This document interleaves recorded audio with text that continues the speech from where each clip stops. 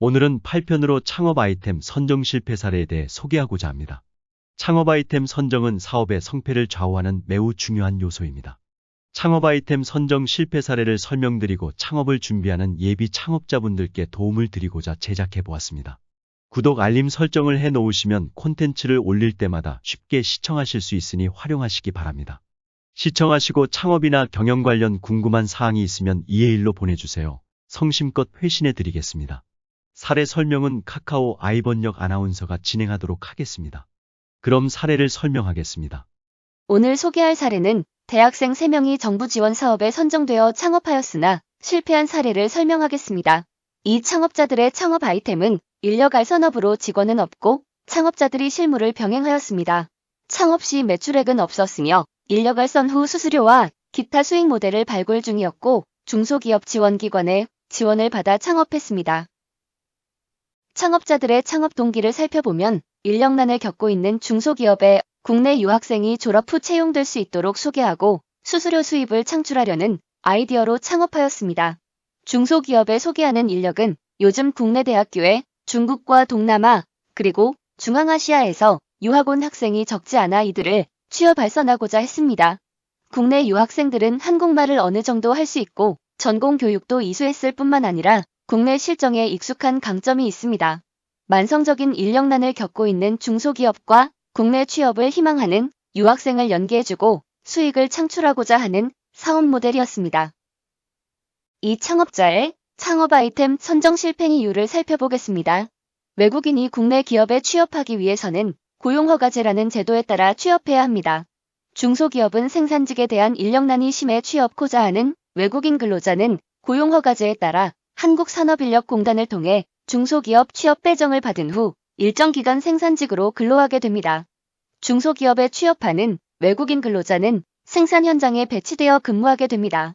중소기업은 행정 업무 직원에 대한 수요는 매우 적으며 행정 직원의 경우 대부분 대표자 가족이나 친인척이 일하는 경우가 많습니다. 그러나 창업자는 행정직 위주로 취업을 추진했고 외국인 유학생을 중소기업에 취업시키고자 할 경우 정부로부터 고용허가를 받아야 하며 사무직으로는 허가를 받을 수 없는 실정이라는 것을 창업 전 알지 못한 것입니다. 이상과 같은 방법 이외의 사유로 정부로부터 중소기업이 외국 인력을 채용하고자 할 경우 기술 수준이 높은 전문가나 기술자가 아닌 경우 고용허가를 거의 받을 수 없습니다. 이런 중요한 사안이 창업 전 조사를 통해서 확인되었어야 했고 중소기업 인력 수요도 생산 인력 부족에 따라 발생하고 있다는 것을 파악하지 못했습니다. 이와 같은 큰 실수는 창업자들이 사회 경험이 부족하고 비즈니스를 하기 위해서 기본적으로 갖춰야 할 경영 지식 없이 창업하여 발생한 것입니다. 당연히 이 창업자들은 1년도 못 가 잦은 폐업할 수밖에 없었습니다. 종합적으로 보면 현장 경험 없고 사전 시장 조사 없이 책상에서 아이디어 수준의 아이템으로 창업했다가는 이와 같이 대부분 실패하게 됩니다. 대학생의 사업 계획서 평가를 위해 심사해보면 이와 대동소이합니다. 청년 취업난으로 많은 젊은 청년이 창업을 하는데 3편에서 설명한 것처럼 창업하고자 하는 아이템 분야의 사전 경험을 먼저 하고 창업하길 권합니다. 창업 아이템 선정 시 필히 고려해야 할 사항을 살펴보겠습니다. 우선 성장이나 발전 가능성이 있는 업종이면 좋습니다. 다음으로 경기 변경에 덜 민감하며 꾸준한 수요가 있는 업종인지 확인해야 합니다. 이와 제일 관련 있는 아이템은 사람이 생활하는데 필요한 의식주와 관련 있는 아이템입니다. 두 번째로는 자신의 경험이나 특징을 활용해서 아이템을 선정하시는 것이 좋습니다. 앞에서 설명한 바와 같이 현장 경험 없이 아이템을 선정하는 경우 대부분 예상하지 못한 문제에 봉착하고 이를 해결하지 못하면 실패하게 된다는 것을 명심하시기 바랍니다. 세 번째로는 아이템이나 특정 업종은 법이나 제도를 통해서 규정된 인허가 사항이 있는 경우가 적지 않습니다. 특히 식품 환경 안전 분야에 많이 있으니 필히 확인해야 합니다. 이에 대해 정확히 모를 경우 창업지역 시군구 지자체에 기업지원과에 문의하면 알 수 있으니 활용하시기 바랍니다. 마지막으로 자신의 성격과 적성에 적합한 아이템으로 사업을 해야 즐기며 할 수 있기 때문에 오래 할 수 있습니다. 창업해서 안정적으로 운영하고 장수기업이 되기 위해서는 자신에게 맞은 업종을 선택하시기 바랍니다.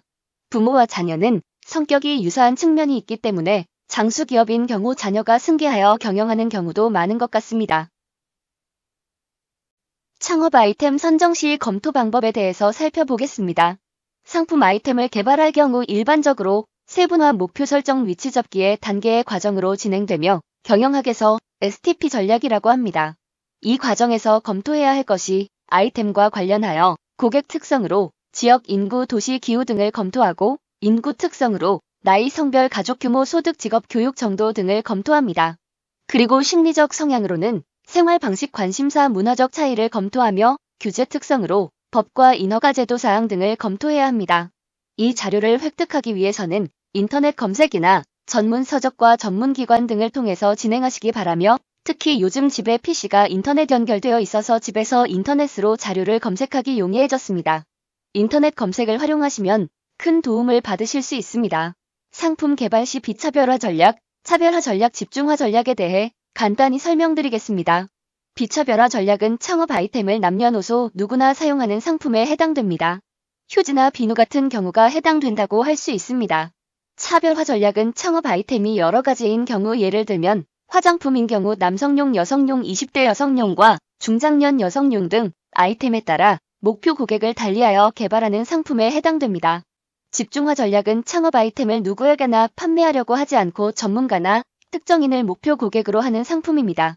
예를 들면 전문가용 카메라나 운동기구, 전문가용 오디오, 할리 데이비슨 같은 모터사이클 등이 해당됩니다. 따라서 창업자는 이러한 STP 과정을 거쳐 아이템 특성을 고려하여 목표 고객을 정하고 위치를 잡기 위한 마케팅 전략을 세워야 합니다. 마지막으로 중국 유양잡조에 나오는 타초경사라는 사자성어에 대해서 제 나름대로 설명해 보겠습니다. 막대기로 풀을 두드려 뱀을 놀라게 한 다음 지나가면 뱀에게 물리지 않고 안전하게 갈 수 있다는 의미입니다. 적의 속셈을 미리 알아내고자 할 때 사용하는 방법으로 반복해서 정찰하고 분석하여 적의 전술이나 속셈을 알아낸다는 뜻입니다. 사전에 조심하고 경계하여 위험을 미리 제거해야 한다는 것입니다. 창업 아이템 선정도 이와 같이 면밀히 알아보고 분석하는 검증 절차를 거쳐야 한다는 것입니다. 사실 사업가 대부분도 매우 잘 알고 있으나 독단에 빠지거나 모르는 사항으로 실패하는 경우가 많습니다.